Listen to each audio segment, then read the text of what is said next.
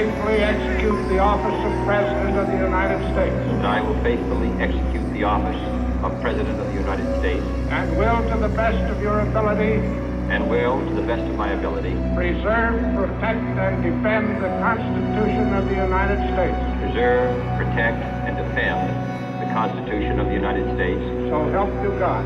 So help me God.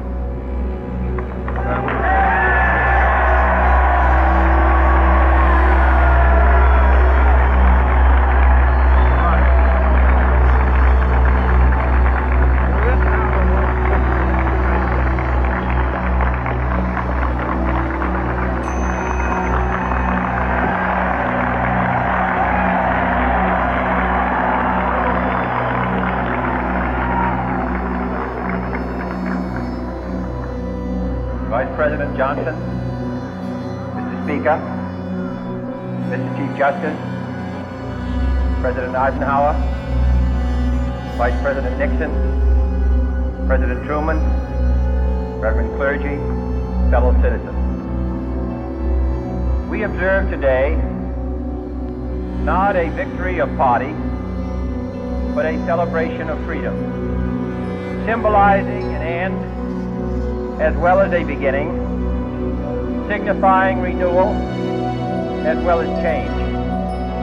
For I have sworn before you and Almighty God the same solemn oath our forebears prescribed nearly a century and 3/4 ago.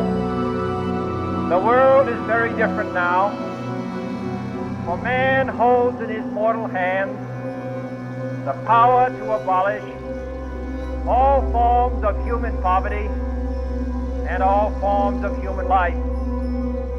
And yet the same revolutionary beliefs for which our forebears fought are still at issue around the globe.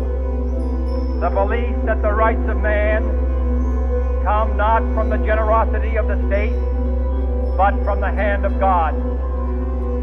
We dare not forget today that we are the heirs of that first revolution.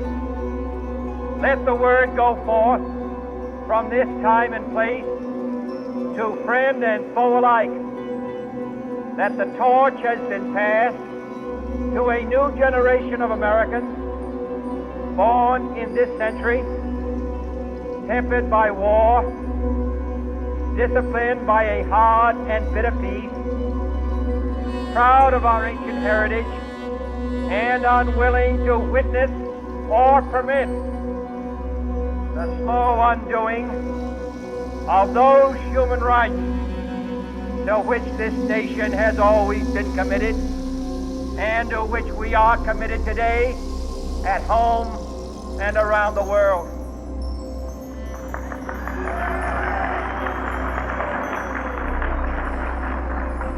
Let every nation know, whether it wishes us well or ill, that we shall pay any price, bear any burden, meet any hardship, support any friend, oppose any foe, to assure the survival and the success of liberty.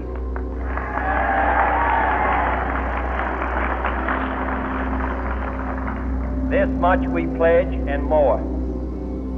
To those old allies whose cultural and spiritual origins we share, we pledge the loyalty of faithful friends. United, there is little we cannot do in a host of cooperative ventures. Divided, there is little we can do, for we dare not meet a powerful challenge at odds and split asunder. To those new states whom we welcome to the ranks of the free, we pledge our word that one form of colonial control shall not have passed away, merely to be replaced by a far more iron tyranny. We shall not always expect to find them supporting our view, but we shall always hope to find them strongly supporting their own freedom, and to remember that in the past Those who foolishly sought power by riding the back of the tiger ended up inside.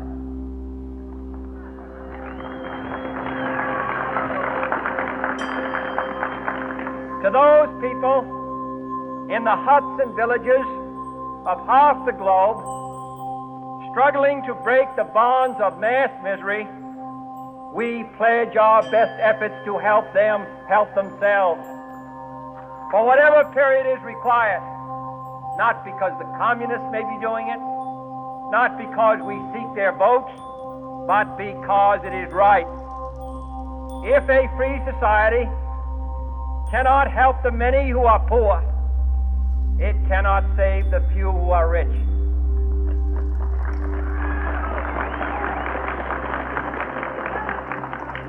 To our sister republics south of our border, we offer a special pledge to convert our good words into good deeds, in a new alliance for progress, to assist free men and free governments in casting off the chains of poverty. But this peaceful revolution of hope cannot become the prey of hostile powers. Let all our neighbors know that we shall join with them to oppose aggression or subversion anywhere in the Americas. And let every other power know that this hemisphere intends to remain the master of its own house.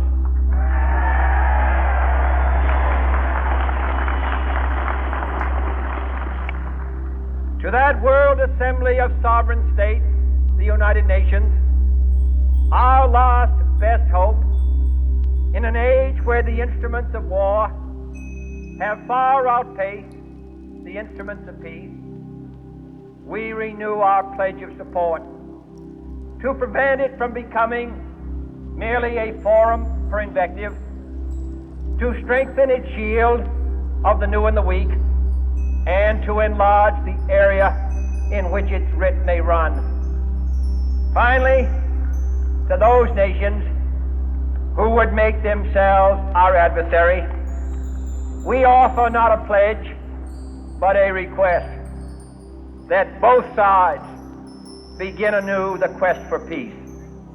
Before the dark powers of destruction, unleashed by science, engulf all humanity in planned or accidental self-destruction, we dare not tempt them with weakness, for only when our arms are sufficient beyond doubt can we be certain beyond doubt that they will never be employed.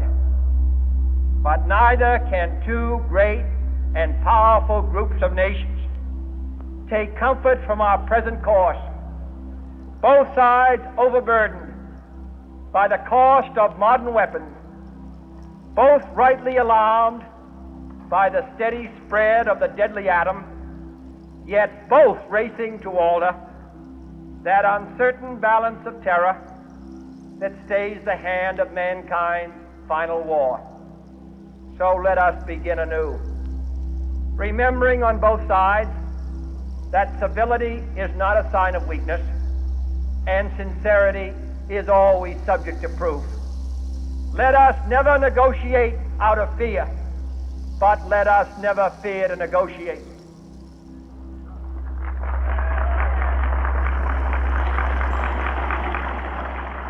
Let both sides explore what problems unite us, instead of belaboring those problems which divide us.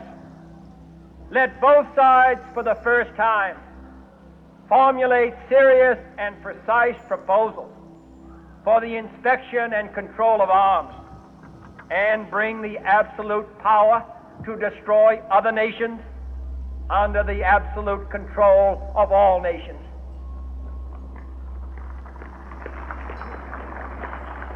Let both sides seek to invoke the wonders of science instead of its terrors. Together, let us explore the stars, conquer the deserts, eradicate disease, tap the ocean depths, and encourage the arts and commerce. Let both sides unite to heed in all corners of the earth the command of Isaiah to undo the heavy burden and let the oppressed go free. And if a beachhead of cooperation may push back the jungle of suspicion, let both sides join in creating a new endeavor, not a new balance of power, but a new world of law, where the strong are just and the weak secure and the peace preserved. All this will not be finished in the first 100 days, nor will it be finished in the first 1,000 days, nor in the life of this administration, nor even perhaps in our lifetime on this planet. But let us begin.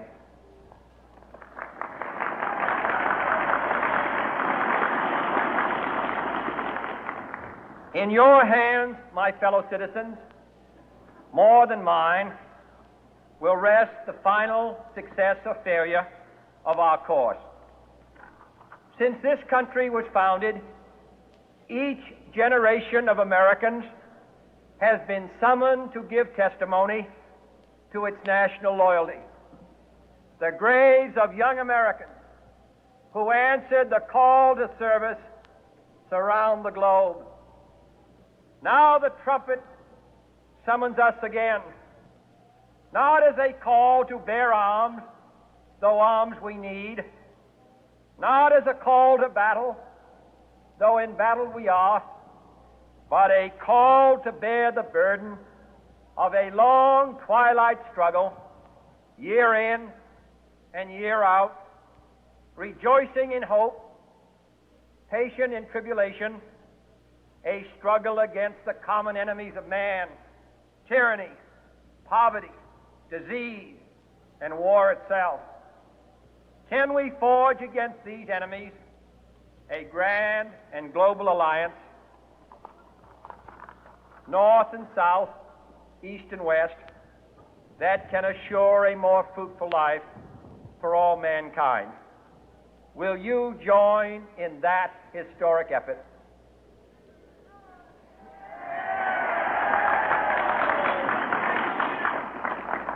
In the long history of the world, only a few generations have been granted the role of defending freedom in its hour of maximum danger.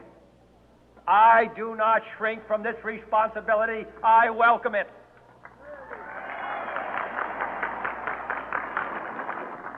I do not believe that any of us would exchange places with any other people or any other generation. The energy, the faith, the devotion which we bring to this endeavor will light our country and all who serve it. And the glow from that fire can truly light the world. And so, my fellow Americans, ask not what your country can do for you, ask what you can do for your country.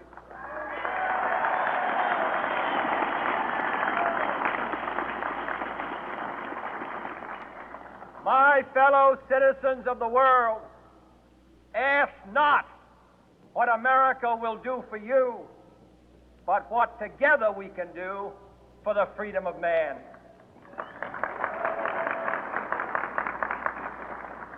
Finally, whether you are citizens of America or citizens of the world, ask of us here the same high standards of strength and sacrifice which we ask of you. With a good conscience, our only sure reward, with history the final judge of our deeds, let us go forth to lead the land we love, asking His blessing and His help, but knowing that here on earth, God's work must truly be our own.